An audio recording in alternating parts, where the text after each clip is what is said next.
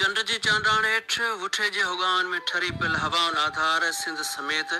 जंहिंजे मुल्कनि ऐं मागनि ताईं असांजो ई आवाज़ पहुची चुको उन्हनि मिड़नी महिरबान ॿुधंदड़ जी ख़िदमत में प्रोड्यूसर आबिद सोलंगी फ़नी सहकारी मुदसर हुसैन ऐं आऊं ऐं अव्हां जो मेज़बान अमीन अरबाब।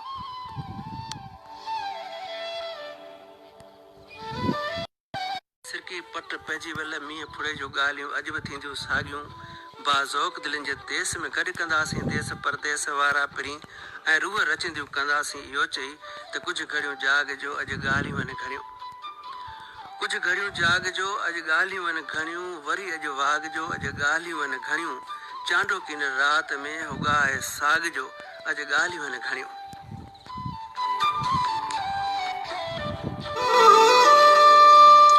उन्हनि महिरबाननि खे भली कार आहे जिन हाणे असांखे ॿुधणु शुरू कयो आहे। तारुनि भरी राति में अॼु बि रूह रचंदियूं कयूं पिया राति में अछड़ी अछड़ी वारी मथां सिरकी अची पट पवंदड़ चांडोकी जी चांडाण में मिली जुली वियल ज़ुज़ाटी हवा जा ऐं निंड आखियूं थी वियल अवां जूं अखियूं ॿुधाइनि पियूं हिन वक़्तु त सार जा सप नगींदा रहिया ऐं वार तुंहिंजा वंगींदा रहिया सार जा सप डंगींदा रहिया ऐं वार तुंहिंजा वंगींदा रहिया ख़्वाब निणे टंगियो ई रहियो तूं न आए पिरी दर खुलियो ई रहियो राति जो पोयों पहर थियो तूं न आए पिरी दर खुलियो ई रहियो।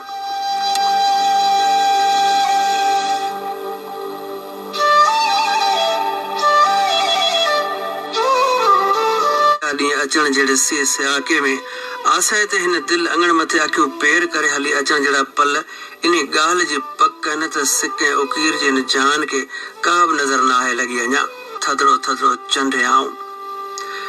थधड़ी थधड़ी रात थधड़ो थधड़ो चंड आऊं हिकड़ी मिठड़ी बात थधड़ो थधड़ो चंड आऊं मूंखे त यादि आ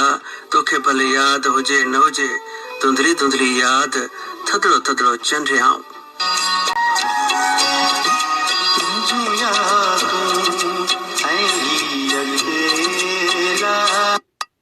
सारे मुल्कनि में मौजूद बल्कि ज़रे घटि फजर वेल अलबर्ता में असांखे ॿुधे पियो अलबर्ता अमेरिका जेके स्टेट आहे दोस्तो सनी यादव ॻोठ में ऐं असांखे ॿुधे पियो काबिल मितवा दुबई में मौजूद असांजो महिरबान वफ़ा वली मोहम्मद मेहर ॻोठ रतड़िया ही कच्छ जे इलाइक़े जो ॻोठ आहे हिते मौजूद आहे शोएब समूह ऐं फनकार अब्दुल करीम समूह राजस्थान जे बाड़मेर वेझो ॻोठ मिठड़ी में असांखे ॿुधनि पिया बशीर अहमद कपरी अब्बास अली कपरी ऐं कापरी खान कपरी भाउरो तव्हांजो बि वॾियूं महिरबानियूं ऐं नओं महिरबान अॼु इराक जो अब्दुल हई काके पोटो जे अॼु असांजी बज़म में पहिरियों भेरो शिरकत कई पर पोइ बि सची ॻाल्हि इहा आहे दोस्तो त अखियुनि जे पलकनि मथे छॾियल महबूब जी निशानी वारी सॼी सिंध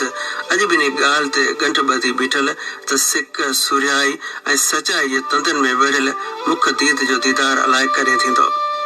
असां बन में जेके बि रातियूं लुटायूं पिरे मुख ते झुमक जियांसे सजायूं असां बन में जेके बि रातियूं लुटायूं पिरे मुख ते झुमक जियांसे सजायूं न पाती असां का बि माला न पाती चंबेलियूं वलियूं हर अंगण ते उगायूं या माठ मकली तूं चई ॾे असां तो में केॾियूं कहाणियूं लिकायूं।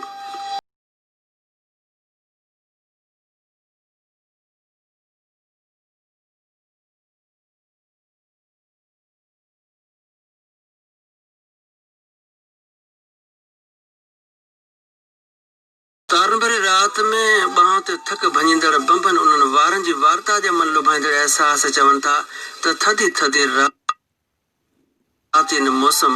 असांखे गल गिराटड़ी पाए वञी पहुती उन्हनि दरनि ते जेके ॿेकड़ियल हुजण बावजूद असांजे इंतज़ार जा इनकारी बणिजी न आहिनि सघिया। शबनमी के शाम जी मौसम हुई छा त अखियुनि जे जाम जी मौसम हुई तो हवा में हथ लोॾियो त लॻो कि नए पैगाम जी मौसम हुई। तारुनि भरी राति में सवर सुतल उन्हनि माण्हुनि खे भलीकार था चऊं जिन हाणे असांखे ॿुधणु शुरू कयो आहे किन इहा बि आगाही त राति जा 10:37 ऐं 29 सेकंड थियण वारा आहिनि पर पोइ बि अव्हां पारां आहिनि उहे महिरबान माण्हू जेके अधु राति गुज़री वञण बावजूद असांखे ॿुधनि था ऐं ख़त लिखी असांखे यादि कनि था। ख़त लिखी यादि कयो मीरपुर बठोरे खां अबू मेमन साईं तव्हांजो वॾी महिरबानी तव्हां ख़त लिखियो असांखे यादि कयो। खंबरे खां एम इब्राहिम राजड़ ॻोठ मसूद बोज़दार खां अब्दुल सलाम बोज़दार ॻोठ मलीर डायरी खां